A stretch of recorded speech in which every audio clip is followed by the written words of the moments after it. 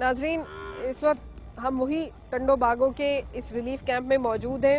यहाँ पर हमारे साथ साहब मौजूद हैं। उनका कहना है कि उनकी बीवी की एब्डोमिनल सर्जरी हुई है। इन्फेक्शन होने का क्या किस हद तक खतरा है उसका आप अंदाज़ा लगा सकते हैं। मैं उनके शौहर साहब से गुफ्तगू करने की कोशिश करूँगी। क्या हुआ है बीवी को?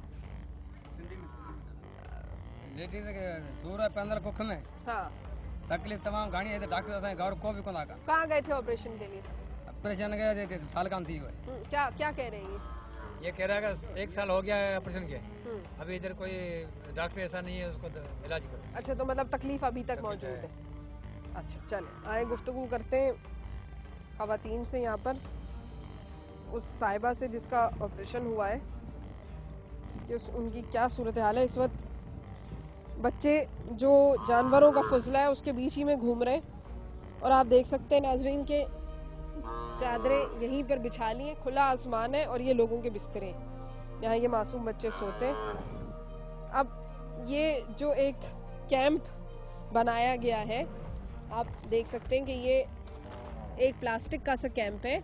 एक प्लास्टिक की शीट ही कह लें आप, और उसको उन्होंने यहाँ पर कपड़े के टुकड़े कर करके उसको यहाँ पर लकड़ी के थ्रू जो है उन्होंने बंद करने की कोशिश की हुई है।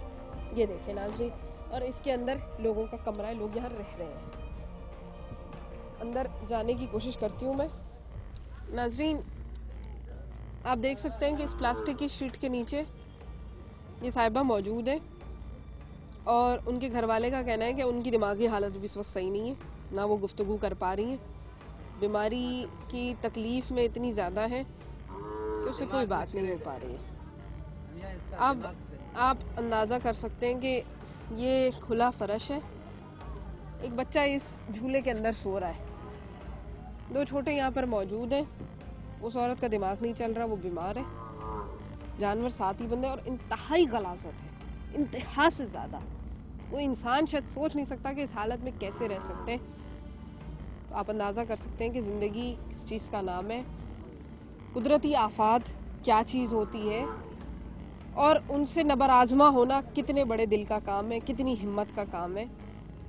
और हर एक पाकिस्तानी की इस पर ड्यूटी बनती है कि वो आगे बढ़े और इन लोगों की मदद को आए। आप इस वक्त देख सकते हैं कि वो औरत इस कदर वीक हो चुकी है कि वो बस बैठी है मेरे अंदर आने पर और वो दोबारा गिर गई है।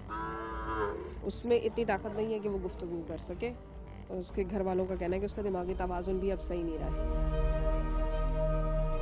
हम ऐसे हालात में जब पाकिस्तान इतने सारे बहरानों का शिकार है, सियासी मंजरनामे में हलचल है,